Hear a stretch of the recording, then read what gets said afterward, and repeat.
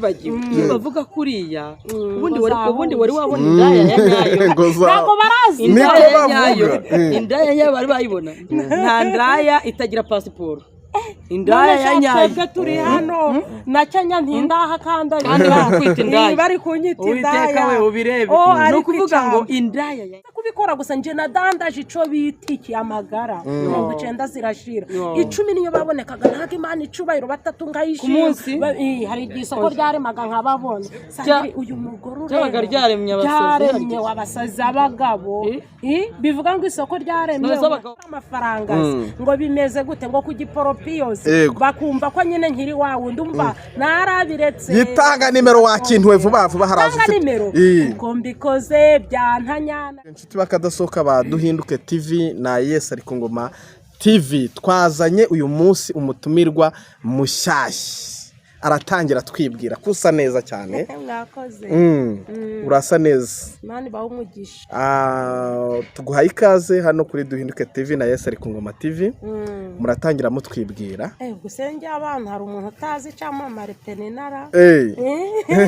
umugore bita ikimenyetso kigirwaho impaka ishano ritangaza benshi amazina nitwa Penina Nyiramugisha kanivuge nyine hari abaza kuri Yes Ari Ku Ngoma na Duhinduke TV ari ubwa mbere nitwa Nyiramugisha Penina mvuka mu karere ka Musanze intara n'amajyaruguru y'igihugu ndi umukristo ndi umuvugabutumwa ntabwo njya ndeka kubivuga ndi umuvugabutumwa bwiza ndi umutangabuhamya bw'ahantu Yesu yankuye n'ahangejeje umubyeyi rero njyaye 4 mfite abakobwa 3 n'umuhungu umwe nyina w'abahungu n'abakobwa n'abandi bana 2 ndera ndi umugenzi uja mu gihugu cyo mwijuru Imana bampera umugisha ko baje kuri Duhinduke TV na Yes Ari Ku Ngoma TV mwakoze kumpa ikaze turaha kugira ngo tuganire yego Sandrine wowe nawe umaze kuba icyamamare ibyamamare bibiri bihuye se ndabigirane mwoka byara ubundi aba hostingana Sandrine amakuru yawe amakuru ni meza uyu munsi ko wimahoroneje byagenze bite wahuye n'icyamamare kikurenze Sandrine duhera ikaze Penina izina ritangaje cyane benshi bibazaho by'umwihariko abasomyi ba Bibiliya guhaye ikaze kuri Duhinduke TV ndetse no kuri Yesu Ari Ku Ngoma TV Sandrine nawe rero nta kivuga ugira se wowe urumva ukuntu Penina yitatuye akivuga ibigwi akizamuka akimanuka ngaho reka turebe rero ibi byamamare bibiri no kuri tumuhaye ikaze kandi yisanzure agira icyo atangariza turashaka nawe witature wivuge ivuge tukumenye nivuze ko ndi ikimenyetso kigirwaho impaka ndishano ritangaza benshi wowe uri iki mbona bisa nkawe dukomere rero ubusanzwe nkunda Sandrine wigeze ubona hari ikiganiro nakoze kuri Kereti Siri ku nkubiri n'ubundi yari yabaye abantu bandika komenti bagutuka ngo burya ngo wasengaga ngo wari ufite umugabo mutasezeranye bavuze byinshi ariko ndababaranda nakivuga ico kiganiro ni nanje wari usa nkaho mbizanye nyine kubw'ikintu ne nabonye kitari ciza mugenzi wacu yagukoreye yagupapuje reka tubyite gutyo ntabwo ndi bubisubiremo ni inkuru yahise kandi igihe cyahise ntabwo kigomba kugaruka rero ndakwibuka hariya kuri Yararume hafi hariya nateraniye ahantu wasengeraga nubwo abantu bose bahaza gutabamenyaga ariko ndagukunda wakoze kumpa ikaze rero kandi ngende umukiga iyo nkunze umuntu ndabimubwira niyo ntagukunda ndabikubwira rero amarangamutima yanje aragukunda Imana ishimwe ko twicaranya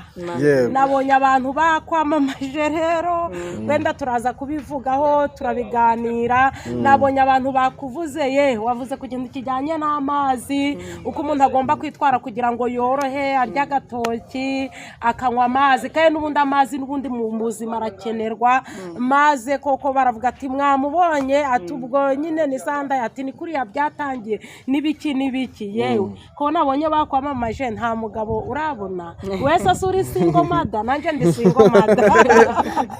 ariya ni amahirwe ni nk'amahirwe kuko hari umuntu wari utari ubizi yego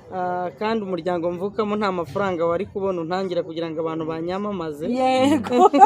kandi ikindi Imana yari yarabimbwiye urumva urifuri Imana uzi ko umuntu yajyaga mu mwuka akanshyira ku mugongo agashyiraho n'agashuka ati uyu ni umwana nkunda nkamwishimira ati ndamuhetse ati ndakwamamaje haleluya birasohoye rero hari indirimbo rero hari indirimbo bandirimbiye nakoze ubukwe abantu baravuze ngo nta bukwe pe nina yakora babonye ubukwe mbukoze maze bararirimbaye ngo yari yarabivuze Imana yari yarabigambiriye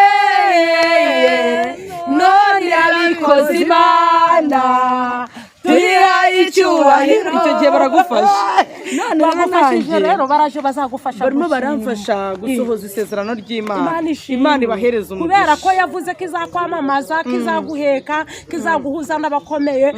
Imana mwabantu mwe mudukurikiranye ntago ari uko twatandukiye ntago ari uko twagiye kure yayo ariko iyi sezeranije irasohoza iyo ivuze ngo nzagutabara sando ibizagutabara igeze ibwira Yeremiya iramubaza ngo Yeremiya we uruzi iki aravuga ngo nduzi inkoni y'umurinzi iramusubiza kuko niko ndindi ijambo niko ndindi ijambo ryanjye kugira ngo ndisohoze asante Yesu nanjye Imana yarinze ijambo ryanjye ntegereje n'ibindi gusa abantu banyigireho inshuti bakwigireho inshuti kuko guhanura ntago ari ugutitira hari abantu bagira ngo se ngo kuba bivuze badatitira oya ntago guhanura ari ugutitira ntago twanyagiwe nta na malaria turwaye ibititiza abantu ni byinshi bakwigireho inshuti nge nigeze nkurotera inzozi ariko urumva ni muri iyo nkubiri ndota ngo mbona ugenda urabona iki kintu bita arisanseri nabonaga magayo urabimbwira kuri telefone yego ariko ngo mbona kirakurenganya kikugendana kikurenza imipaka warantelefone urabimbwira kuri telefone birashoboka ko ukibyibuka nabuze uburyo ngo usanga ngo tubiganire nsa nuvuze ngo reka muhamagare nanyita bamusohoreza iki musohoreza ubuhanuzi ngo mbona kikurenganya imbibi n'imipaka y'ibihugu Imana irambwira ngo dore mugejeje kure humura rero umwana w'Imana humura mukobwa wa Kristo humura icyo Imana yavuze no kugikora izagira gute izagikora ngewe njya ntango ubuhamya nabwihimbazwe nkabwira abantu ukuntu nkirinda nari nzi gutereta we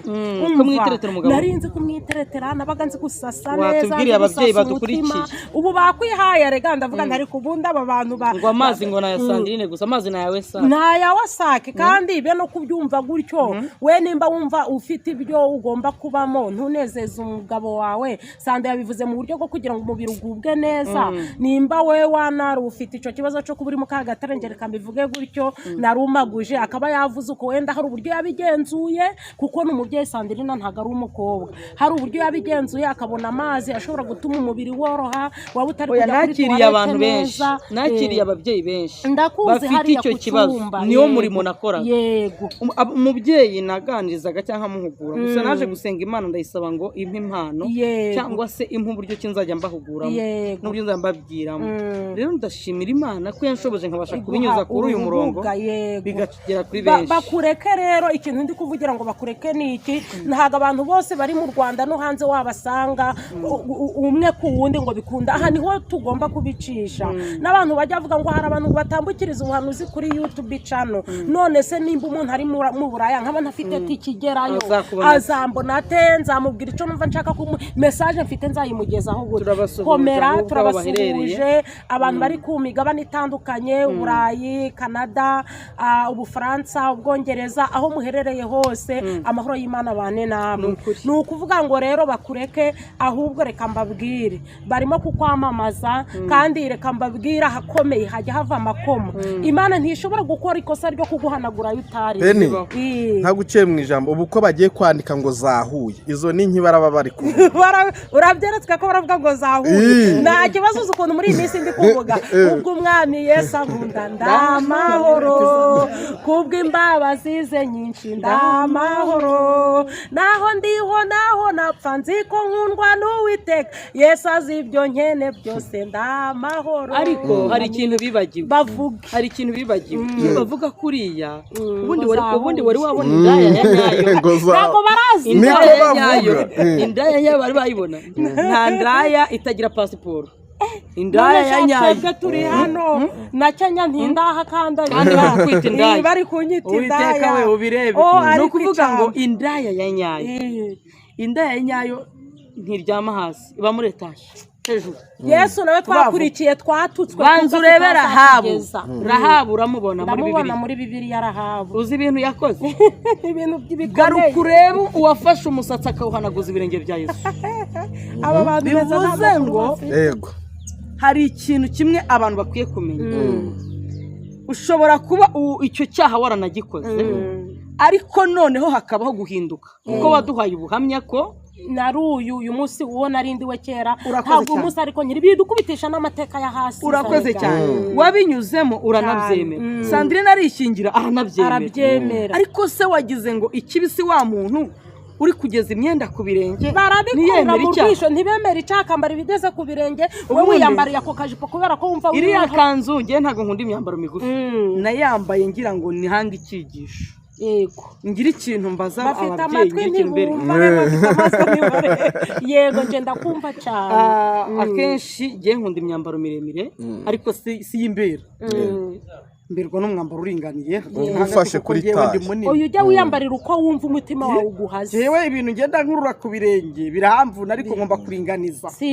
sibyo ushobora kwambara nk'uyu mwenda wambaye urabona utambaye neza nambaye neza ubu rero ngo barashaka ngo mfuka agatsisi ngo mfuka agatsitsi ngo urabona utaberewe koko bikandagira we urabikandagira iki ntago wagira icyo ukora ngo unezeze abantu yego nta kintu na kimwe wakora ntaguciye mu ijambo nta na kimwe wakora ngo unezeze abantu icyo tuzi Imana ntagireba uburebure bw'umuntu Sandrine ntagireba uburanga icyo Imana yitegereza mu mutima umutima wawe nimba utagucira urubanza urera imbere y'Imana bavuga ngo zahuye nanga mwandike uko mushaka ariko iconzi cyo Yesu wadukereje sando azadutegera ikibazo disi hari umuntu ugiye kugutuka muri comment ejo akazagukenera ngo umusengere umwana yarwaye abaganga bananiwe ko twabonye hari ahantu amafaranga ananirwa nabagira inama yo kugenda gake ku bakozi b'Imana hari umuntu ntari buvuga izina yaramvuze nahuye n'akabazo nanyereye we nto namuvuga yireka mutsinde ururimi rwaranyereye mvuga nabi mvuga igishegu kandi koko kugwa ku muntu ufite umubiri birashoboka arantuka muri comment aca n'inyuma mu gikara aranyandikira mbwira ibintu bikomeye ndamubwira nti ngewe reka ngubwire narahamagawe naratoranijwe narahamagawe Imana impamagara yabanje kuntoranya uyu munsi urukumbwira ayo magambo nawe ejo ntaho umugabo aguye mugenzi washugunya aho utwatsi wakansengeye uyu mwuka wamfashe wo kuvuga nabi ukagenda none urumva amagambo umbwiye yararwaye arwara ikintu bise umugongo biramukomerera ku rwego yagiye kwa muganga amafaranga nk'uko bivuze arananirwa arangije abwirwa inkuru n'umuntu ati nyamara penine yagusengera kandi abantu buri abaturebera inyuma gutya ngiye muri ngiye habamo gutegeka n'utarubiza bimenye yaraje arambwira ati rero ampamagara akoresheje nimero y'undi umuntu arambwira ati ko ngushaka uri mu rugo ntindi mu rugo nta kazi ngira ngewe muri iyi minsi nta kintu ndimo gukora nagiye kubona mbonaje yitwaje uwo mugenzi arambwira ati mukozi w'Imana mbere ya byose ngusabye imbabazi numvishe ko gutabarwa kwanje gushobora gutubuka kuri wowe ndamubwira nti oya ntago ari nje ati Yesu ukorera muri wowe yantabara naramusengeye arakira none se uyu munsi wenda we nareba iki kiganiro arabyibuka genda shaka kubwira abantu bose bamvuze nabi n'abatanzi agafatira akagendera mu kigara akamvuga nabi Imana iguteze inyota yo kwishaka imuteze inyota kandi tuzahure ngusengere nkurambikeho ibiganza mubwire yampamagara haleluya nicyo kizabashobora iguteze inyota iguteze iguteze inyota ubura amahoro Yesu dufite ubutware n'ubushobozi turategetse umuntu arya bikanga yaryama bikanga iguteze inyota kubera kuvuga ngo iyo Mana iri muri Sandrine ni iyihe kugira ngo uyimenye none se ko bavuga ngo icyo ikibi mugenzi wawe akifuriza ntuzakimwifurize utangiye inyota yo gusenga si ubwico ni none se iyo ugize inyota ufata iki icyo kunywa none se nawe nagira inyota yo gusenga ubundi umunyamasengesho agira inyota yo gusenga nimba ari umupagani ashobora guhinduka akaza nkamusomera ijambo ry'Imana kandi reka mbabwire abantu bazatungurwa babonye Imana inteto ihorere abantu bazatungurwa kuko ngewe ndagati gateretswe n'Imana kandi rimwe iranabikora yanatangiye none se ko wahuye na Penina mu by'ukuri ni igiki mwaduteguriye uyu munsi kigiye gusubiza udukurikiye nawe agakuramo isomo rikomeye Penina atangira ikintu udukurikiye ari buze kugira gute gukuramo muri iki kiganiro cyahuje wowe na Sandrine ikintu ngiye numva nshaka kubwira abantu kinzanye hano ni ukudacira abantu imanza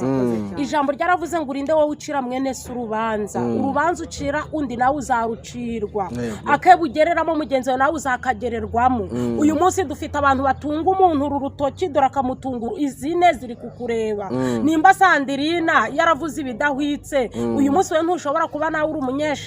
nimba Penina ndi umunyeshari wowe uyu munsi ntushobora kuba udafite ishari ariko uri umunyamagambo rero reka mbabwire mwirinde gucirana imanza umucamanza ni Yesu wintokora kandi nawe waratokowe Bibiliya yaravuze ngo ni igiki gituma ubona agatotsi kari mu jisho rya mwene so ugashaka kumutokora utiteye ku mugogo uri mu jisho ryawe Bibiliya yaravuze ngo wandyarya we banza witokore kugira ngo ubone uko utokora undi ese wabasha kubwira mwene so ngo have ngo utokora agatotsi kandi ufite umugogo mu jisho ryawe bidutokora rero nibamanze ngewe icyo nababwira uruganda rukora imigati kugira ngo urwamamarize rurakwishyura yesi nabishyuye nibakomereze wenda nabashimiye bakwamamaze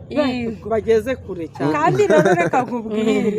reka nkubwire nigeze mbwira umuntu yarampamagaye ati ko nshaka kunyamamariza ntabwo ngiye narinzi icyo bisaba namamajeho igihe gitoya ndamwamamariza umuntu arambwira ati wowe kanyagwawe ntabwo uzi ko kwamamaza bishyura ntabwo uzi ko kwamamaza bishyura nisi bishyura ngahe ati hari amafaranga muvugana mukanasinyana kontara none ari Imana ishimwe nunze muri ya Sandrine we bari kumwamamaza oya hari imyaka namaze urumva mbere yuko insengero zifunga imyaka 8 ndi mu nzu y'Imana nsengera abantu b'Imana Imana agomba kumpa indishyi z'akababaro sinakubwe ngo izagutegera iyo itinze kugutabarishiramo indishyi z'akababaro hano rero ngiye ndi mu ndishyi ndi mu nyungu ko numva iki kiganiro kimeze nk'ishazara nubwo ntari umukristo cyane ko numva ari ishaza ryo muri rya gikristo muri Kristo ishaza rishatse kuvuga iki hari cyane imwe nigeze mvugiraho akantu gatoya hari umunyarwanda yaciye umugani aravuga ngo uhetswe na mukase yirinda kwisimbiza kuri iyi mihanda dufite abantu bisimbiza kandi bahetswe na ba mukase uhetswe na mukase yirinda kwisimbiza icyo kintu nkivuze muri rusange kandi ubuki budapfundikiye buba igiporezo cincishe umunyabwenge yumve kandi mfubyumvira mu rusaku Imana y'amahoro itugirire neza uhetswe na mukase ntiyisimbize kuko ushobora kwisimbiza akagushira hasi kandi ukurura isi ntabamba gatatu nshatse kuvuga ngo amenya asekera inkara yirya kandi amazi yorosha ikijumba niyo akomeza igi hanyuma isi ni konsuzo vuba vuba ushobora no kumena igi ukarimena ku kijumba nacyo kigashwanyo ndashaka kuvuga ngo amazi yorosha ikijumba akomeza igi reka tewuze ko yavuze ubundi uravuga ngo igitonyanga kimena ibuye gake umva ko tewe yaririmbye rero ku bantu badufashe ijambo umugani barandika ngo ariko witonzamira ibinoze we tewe yararimbye ngo reka bakuvuga bavuge bafite igihe nibakuvuga niwabyumva uzaceceke kuko Imana yakuvuzeho bataravuga kandi ikindi yakumenye ukiri urusoro yaherekeje Gideyoni mu ntambara yamukije Abisirayeli inyanja ituguhanurira ibakiza amaboko akomeye ya Farawo singira ubwoba singira ubwoba icyo yagambiriye kuri twe no kugikora izagikora Amen. bareke bakuvuga bafite igihe abavuga penina nimuvuge ngewe rero uko umundeba ndi nk'inkoko nanga imbata wari wayibona uyimenaho amazi ikagira gutya wowe warenze uruvugo narenze uruvugo rwose hari nk'abantu duhuranga ariko ngo nguzi kubasaza nguzi kuri igikenya we ubu koko barara bagasanga ndi igikenya mumeneho cyane ariko impamvu nuko bavuga ngo impamvu wowe baravuga ngo nuko wabaye indaya umuntu wabaye indaya asegira isoni cyangwa atenya uruvugo ahubwo se uko ari uko nakijijwe ari nka kera ko wajya umvuga twahura nkaguhumura ukamumenagura uzi abantu nakuye amenye uko banganaga uyu munsi baravuga nkavuga nta kindi ufite cyo kuvuga rero ndashima Yesu wamfashe ndashima Yesu wamenyesheje n'abantu bakuye amenyo uzaze dutembere iwacu mu karere ka Musanze nawe wabikoze iyo unyitegereje ubona nanjye nabishobora ntabwo wabishobora ahubwo hari abantu batanareba njyewe narakijijwe ahubwo ikibazo ntabwo abantu babizi waramvugaga kumvuga gusa nkarara ntaryamye nkakubika ku mutima nimba ntaragutera ikofe nkagukebesha ikoroboye none uyu munsi umuntu aramvuga akiyandagaza ati yasambanye hariya ariko nasambanaho ibyo ntanga ni ibyawe uyu mugabo wampamagaye nimba naramubangikanyije nzahurira nawe mu ikorosi ufite igihe kibazo aho bita muri rompuwe tuzahahurira nimba hari uburyo namukwepye nzahurira nawe mu ikorosi none wowe urahagarara ngo yasambanye ngo yatwaye umugabo w'abandi ngo yiyambitse ubusa ngo yavuze ibishego niko birakureba iyaduhamagaye irahari twebwe tuzibarizwa nayo abantu bafite ikihe kibazo Penny ubutumwa bwawe wabutanze ahantu henshi urumva ariko Sandrine ubu niwe uri ku mihanda sibyo tugomba kumusesengura kuko yarizanye ntabamuzanye nyine twese nitwizanye tumusesengure none kuki tumuvuga akababara arababaye se urababaye Sandrine urabona mbabaye kandi avuze ngo abandi iyo bamamaza barabishyura mubabara afite ahubwo muvuge muri hehe Sandrine kontenti uyitange ndetse nawe uyikore urumva babaye azafunge cano ye pirito telefoni ntayifungure urumva ariko niwumva ushaka kumenya amakuru ushaka kumenya icyo Sandrine ashaka kubwira isi mukurikire hano ntawe hakusa inyuma aguhamagare afate nimero yanjye 078 05 86044 niba ndi indaya koko uzabimenya niba ndi umukozi w'Imana uzabimenya ntabwo wamenya umuntu mutavuganye ahubwo mukomeze munyamamaze cyane ku buryo abantu bose bari butunge nimero yanjye ese Penny babikore cyane twagiye tumona Sandrine avuga ati nkeneye umugabo kuko ni umusingo w'amada kandi nawe wabikomeje wowe nawe uri mu bantu bakeneye umugabo mbese ntamukenera ntabwo nambaye umubiri ndamukeneye cyane turavuga uwo kubana nawe akaba papa w'abana akagufasha kwishyura inzu ariko ndimo gusakuza ngo bigerevo iyo umwana gutesheje umutwe utetse akakubwira ati mpikiraye nanga ikijumba hari jya kuzujubye ugakuramo urudayiye utifata mbiswa twebwe rero ntafatwa mbiswa dushaka turitonze dutegereje yera twamajiye kubivuga abantu barabyumva Imana iri mu kazi rero ntabwo dushaka ngo haze bya bindi bitagira gahunda turashaka abafite gahunda wanje nanjye yanje narayitanze ariko abanyinisha biri kwavuga ngo kukimara amafaranga ngo bimeze gute ngo kugiporopiyoze bakumva ko nyine nkiri wawe ndumva narabiretse yitanga nimero wakintuwe vuba vuba haraza ufite nimero uko mbikoze byantanyana Yesu ntabwo ngisamba Yesu yarakwimuye aho narinuye ntago ariho ngituye Yesu yaranyumuye niko yaririmbye ako warakijije ni profete no he kuvuga ngo ibintu narabiretse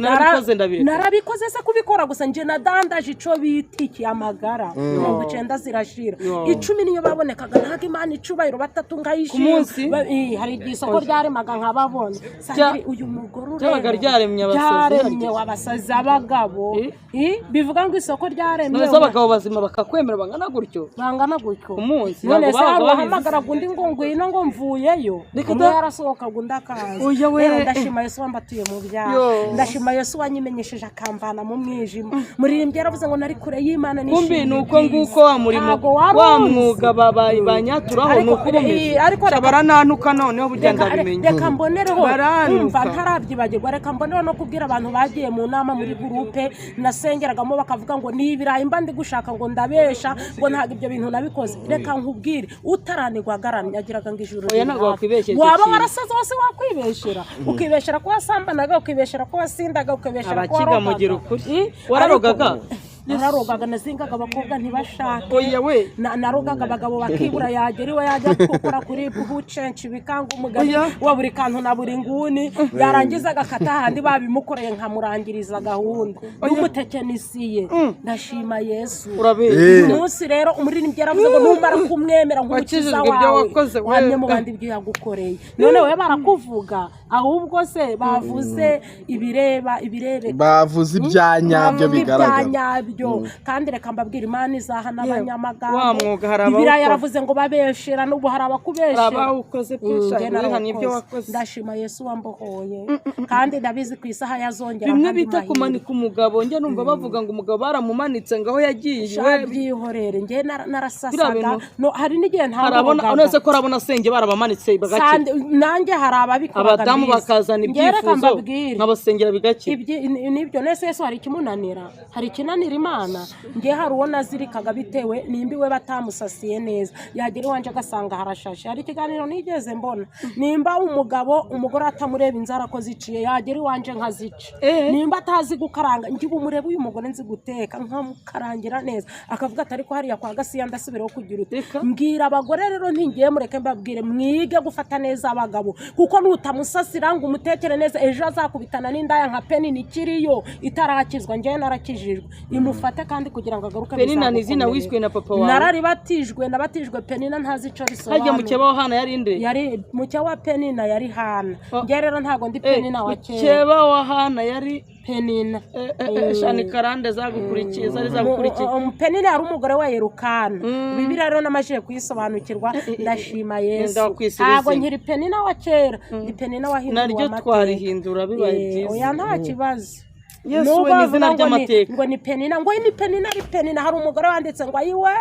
ngo Penina yabaye Penina muvandi ndakijijwe nuko nta gipimo gipimaga kizamugira ariko ndi umukristo kandi nzahora ndi ibintu byose gushika gupfa ndi umukristo wabonye hari kiza Satani atanga ntacyo ubu se bisi bikovu mfite n'ibindi nuko niteza akagaperike ndabifite ku maboko nuko nambaye barampondaguraga sinumve uyu numugore naye natse umugabo umuntu warawuca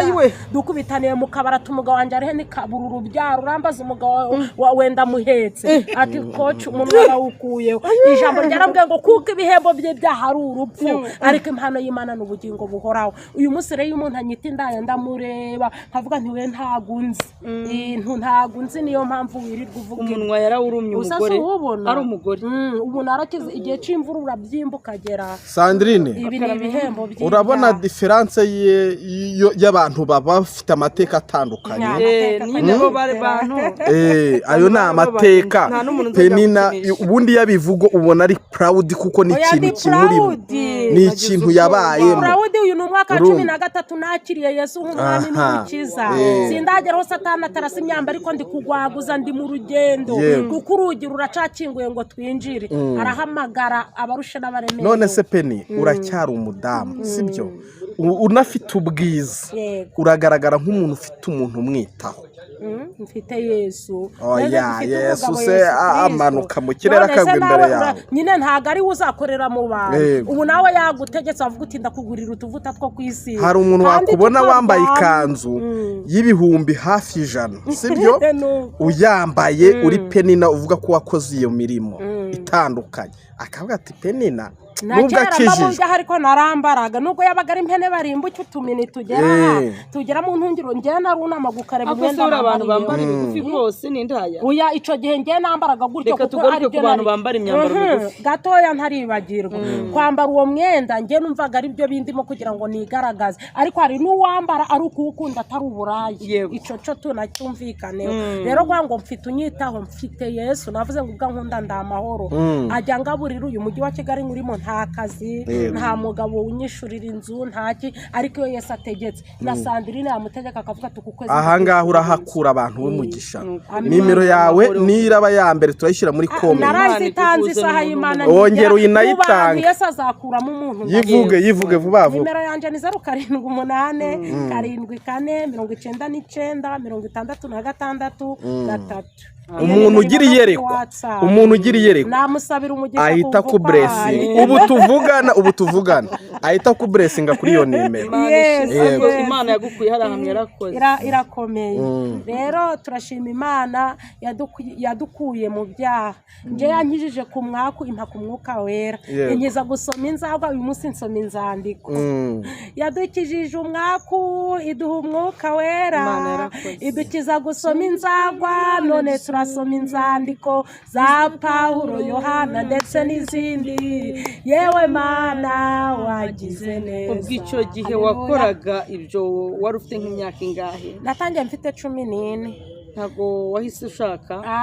Yesu yampaga agakiza ngize imyaka 25 mu bihumbi 2001 nshaka umupolisi wakoreraga mu karere mvukamo, tubyarana umwana w'umuhungu